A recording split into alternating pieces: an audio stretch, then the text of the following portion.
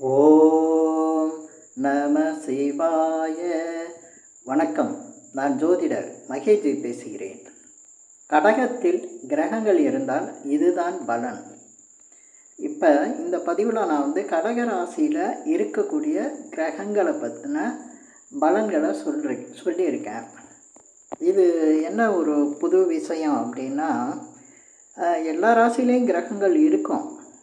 ஆனால் அதோட பலன்கள் வேறு தன்மையாக இருக்கும். நல்லதும் இருக்கும், கெட்டதும் இருக்கும்.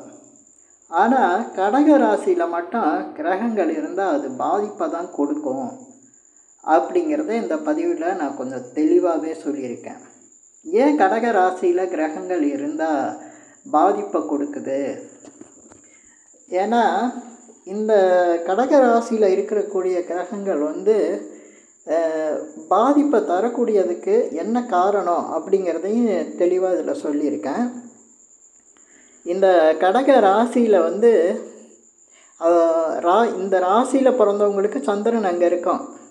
இது கடக லக்னமாக பிறந்தவங்களுக்கு லக்ன புள்ளி அங்கே இருக்கும். லக்ன புள்ளிங்கிறது ஒரு நட்சத்திரத்தில் தான் இருக்கும்.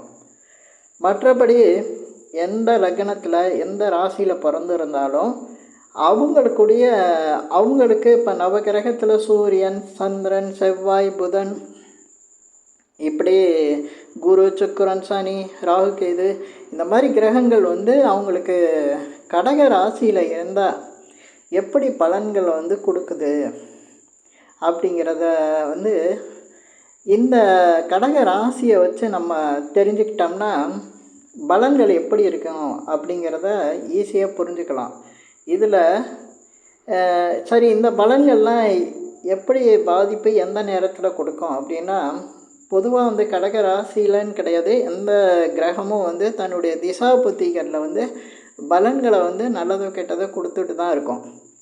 ஆனால் கடக ராசியில் உள்ள கிரகங்கள் எப்போவுமே பாதிப்பை கொடுத்துரும். இது எல்லாருக்குமே கொடுக்குமானா? ஆமாம், எல்லாருக்குமே கொடுத்துரும். அப்போ கடக ராசியில் கிரகங்கள் பலன்கள் கொடுக்கும்போது நம்ம இப்போ பாவ ரீதியாக அது எத்தனையாவது பாவத்துக்கு வருதோ அந்த பலனையும் கொடுக்காம, அதே போல் ஒரு கிரகம்னா அந்த கிரக ரீதியான காரகத்துவ பலன்களையும் கொடுக்காம கடக ராசியில் வித்தியாசமாக பலன்கள் கொடுக்குது, அதுவும் பாதிப்பை கொடுக்குது அப்படின்னா ஜோதிடத்தில் நம்மளுக்கு புரிஞ்சுக்கிறதுக்கே ஒரு குழப்பமாக இருக்கும். அந்த குழப்பம் இருக்கக்கூடாது அப்படிங்கிறதுக்காக, தெளிவுபடுத்துறதுக்காக தான் நான் இந்த பதிவை போட்டிருக்கேன். இப்போ கடக ராசியில் பார்த்திங்கன்னா புனர்பூச நட்சத்திரம் ஒரு பாதம் இருக்கும். அதே போல் பூச நட்சத்திரம் 4 பாதம் இருக்கும். இதுக்கடுத்து ஆயில்ய நட்சத்திரம் 4 பாதம் இருக்கும். சரி, இது எல்லா ராசி கட்டத்துலேயும் மொத்தம் 9 பாதம் இருக்க தானே செய்யுது. அதுபோல் கடக ராசியிலையும் இருக்கும் அப்படின்னு எல்லோரும் நினைக்கலாம். ஆனால் இந்த கடக ராசிக்கு ஒரு வித்தியாசமான இந்த நட்சத்திரங்கள் அமைஞ்சிருக்கும். என்னன்னு பார்த்திங்கன்னா, இந்த கடக ராசிக்கு 6, 8, 12 நம்ம ஜோதிடத்தில் பாதிப்பை தரக்கூடிய பாவங்கள், அதாவது ஒரு லக்னத்துக்கு 6, 8, 12 எப்போவுமே பாதிப்பை தான் கொடுக்கும் அப்படிங்கிறத நம்ம கணக்கில் எடுத்துக்கிறோம். அது மாதிரி இந்த கடகராசிக்கு மட்டும் 6, 8, 12 அப்படின்னு வரக்கூடிய அந்த அதிபதிகளோட நட்சத்திரங்கள் கடகராசியில் அமைஞ்சிருக்கும். எப்படின்னா, கடகராசிக்கு 6ஆம் இடத்துக்கு உரியவர் குரு. அந்த குருவோட நட்சத்திரமான புனர்பூசம் இதில் ஒரு பாதம் இருக்கும். அதே போல் இந்த கடக ராசிக்கு 8 கூடையவர் சனி பகவான், அவருடைய நட்சத்திரமான பூச நட்சத்திரம் 4 பாதம் இருக்கும். அதே போல் இந்த கடக ராசிக்கு 12 கூடையவர் புதன், அந்த புதனோட நட்சத்திரம் ஆயில்யம் 4 பாதம் இருக்கும். இப்போ இந்த கடக ராசிக்குள்ளே எந்த கிரகம் வந்தாலும் இந்த 9 பாதத்துக்குள்ளே தான் இருக்கணும். அப்படி இந்த 9 பாதத்துக்குள்ளே இருக்கும்போது அந்த ராசிக்குள்ளே அந்த கிரகம் வந்துருச்சுன்னா அந்த ராசியோட இடத்துக்கு தகுந்த மாதிரி தான் பலன்களை செய்யும். அப்போ எந்த கிரகமாக இருந்தாலும் அந்த ராசிக்குள்ளே, இப்போ கடக ராசிக்குள்ளே வந்துருச்சுன்னா பொதுவாக இந்த புனர்பூச நட்சத்திரத்தில் இருந்தால் 6ஆம் இடத்து பலன்களை வந்து செய்ய ஆரம்பிச்சிடும். அதே போல் இந்த பூச நட்சத்திரத்தில் ஒரு கிரகம் வந்துருச்சுன்னா அது 8ஆம் இடத்தோட பலன்களை செய்ய ஆரம்பிச்சிடும். அதே போல் ஆயில்ய நட்சத்திரத்தில் ஒரு கிரகம் வந்துருச்சுன்னா அதே போல் 12ஆம் இடம் விரயஸ்தானம்னு சொல்லக்கூடிய அந்த 12ஆம் இடத்தோட பலன்களை செய்ய ஆரம்பிச்சிடும்.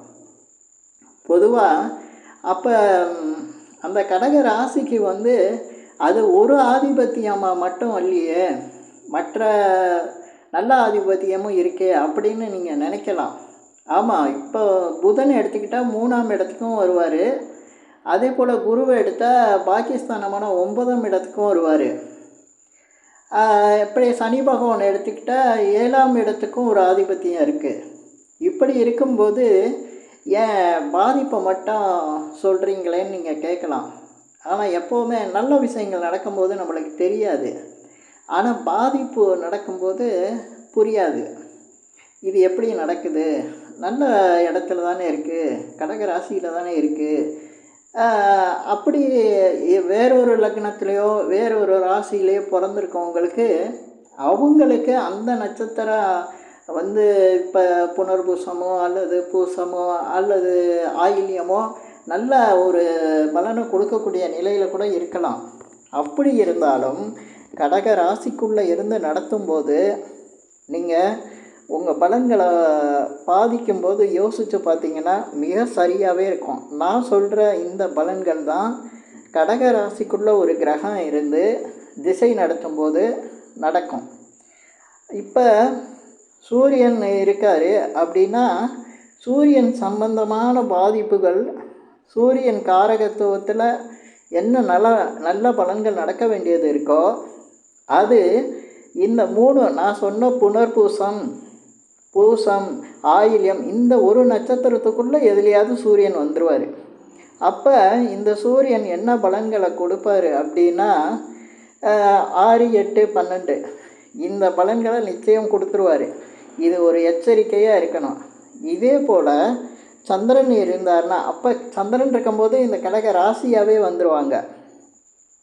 இந்த கடக ராசியாக வரும்போது அவங்களுக்கும் இதே மாதிரி தான் 6, 8, 12 இந்த இடங்களுக்குள்ளே உள்ள பலன்களை வந்து கடக ராசிக்காரங்களுக்கு கொடுத்துக்கிட்டே இருக்கும். இதே போல் தான் ஒவ்வொரு கிரகத்துக்கும் நீங்கள் பார்த்துக்கலாம். செவ்வாய் இருந்தாலும், புதன் இருந்தாலும், குரு இருந்தாலும், சுக்கிரன் இருந்தாலும், சனீஸ்வரர் இருந்தாலும், ராகு கேது இருக்கும்போதும் இதே பலன்கள் தான் கிடச்சிட்டு இருக்கோம். ஏன் இந்த மாதிரி வித்தியாசமான பலன்களாக இருக்குது, பாதிப்பாக இருக்குது அப்படின்னு நிறைய பேருக்கு புரியாது. ஆனால் பொதுவாக நட்சத்திரங்களை பற்றி நிறைய விஷயம் தெரிஞ்சவங்களுக்கு இந்த கடக ராசியில் கிரகங்கள் இருக்கக்கூடாதுங்கிற விஷயம் வந்து தெரியும். உன்னிப்பாக பார்க்குறவங்களுக்கு கடக ராசியில் எந்த கிரகம் இருந்தாலும் அது பாதிப்பை தான் கொடுத்துட்ருக்கோம்.